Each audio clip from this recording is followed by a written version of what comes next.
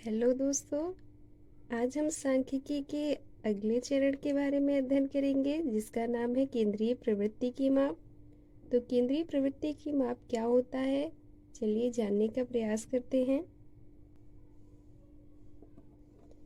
तो केंद्र का अर्थ होता है किसी आकृति के अंतर्गत वह बिंदु जिसके इर्द गिर्द उस आकृति का विस्तार हो। ठीक इसी तरह से आंकड़ों के संदर्भ में भी हम केंद्रीय प्रवृत्ति को परिभाषित कर सकते हैं। आंकड़ों के संदर्भ में केंद्रीय प्रवृत्ति को हम किस प्रकार से परिभाषित करेंगे, चलिए देखते हैं। तो दिए गए आंकड़ों में एक ऐसी संख्या होती है जो समस्त आंकड़ों का प्रतिनिधित्व करती है। इसी संख्या के आसपास सभी आंकड़े वितरित होते हैं। इसी संख्या को केंद्रीय प्रवृत्ति की माप कहा जाता है। यानी कि दिए गए आंकड़ों में कुछ ऐसी विशेष संख्याएं होंगी जिनका अध्ययन करके हम पूरी सारणी में उपस्थित आंकड़ों के विषय में आकलन लगा सकते हैं। तो ऐसी संख्याओं को ही केंद्रीय प्रवृत्ति की माप कहा जाता है। और संख्याओं का यह जो गुण होता है वो केंद्रीय प्रवृत्ति कहलाता है। तो केंद्रीय प्रवृत्ति की माप के अंतर्गत आते क्या क्या चीजें हैं, चलिए जानते हैं।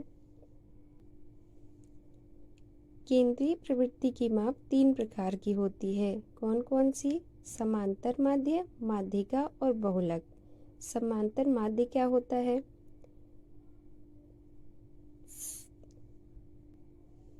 समांतर माध्य दिए गए आंकड़ों के योगफल और आंकड़ों की संख्या का जो भागफल प्राप्त होता है वही समांतर माध्य होता है।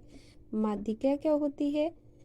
दिए गए आंकड़ों को एक क्रम से रखने पर जो मध्य में आने वाली संख्या होती है वही माध्यिका कहलाती है। बहुलक क्या होता है? दिए गए आंकड़ों में सबसे अधिक बार प्रयोग होने वाली संख्या है उसका बहुलक कहलाती है। तो चलिए इन तीनों को हम बारी बारी से उदाहरण के माध्यम से समझते हैं।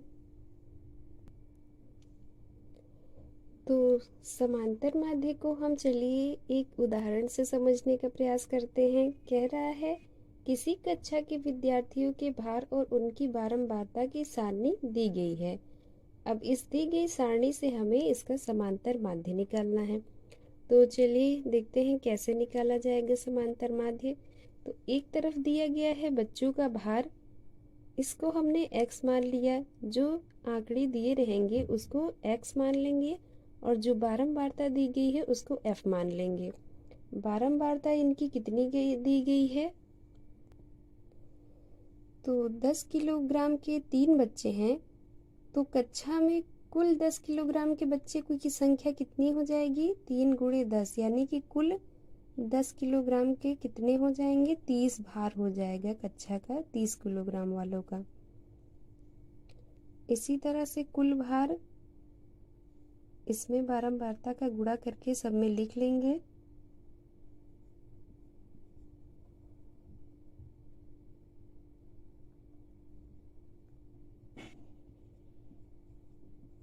सभी को इस तरह लिख करके तो इस तरह से सभी के भार को उसकी बारंबारता से गुणा करके लिख लेंगे और इन सभी का योगफल निकाल लेंगे। और जो बारंबारता और पद के गुणनफल का योग आया है उसमें भाग करेंगे बारंबारताओं के योगफल का। तो यही हो जाएगा समांतर माध्य।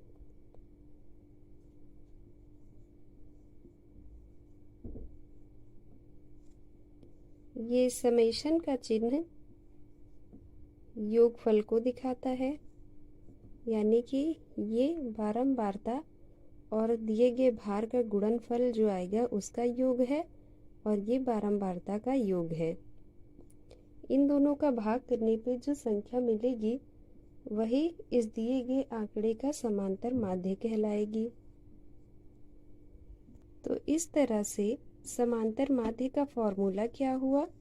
Summation fx upon summation f, यानी कि जो दिए गए मान हैं वेरिएबल्स जो भी दिया रहेगा, यहाँ तो बाहर दिया गया है, बाहर की जगह ऊंचाई या कुछ भी दे सकता है, उसको x मान लेंगे और जो बारंबारता होगी वो f होगा।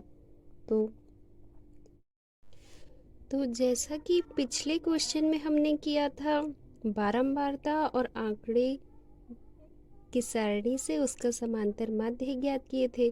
तो इसी तरह एक दूसरा एग्जाम्पल हम ले रहे हैं, ये आप लोग खुद ट्राई करके देखिएगा, जिसमें किसी कक्षा के बच्चों के प्राप्तांक और उनकी बारंबारता दी गई है, जिससे आप लोगों को उसका समांतर माध्य निकालना है।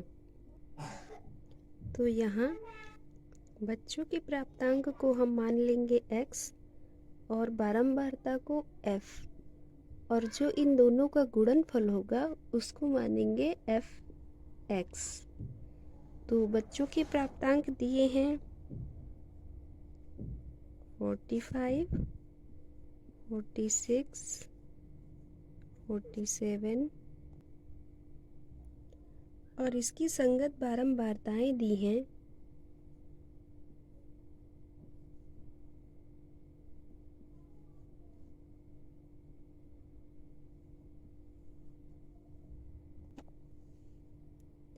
तो आप लोगों को पिछले क्वेश्चन के आधार पर इस क्वेश्चन को सॉल्व करने का प्रयास करना है और अपना उत्तर हमें कमेंट बॉक्स में कमेंट करें।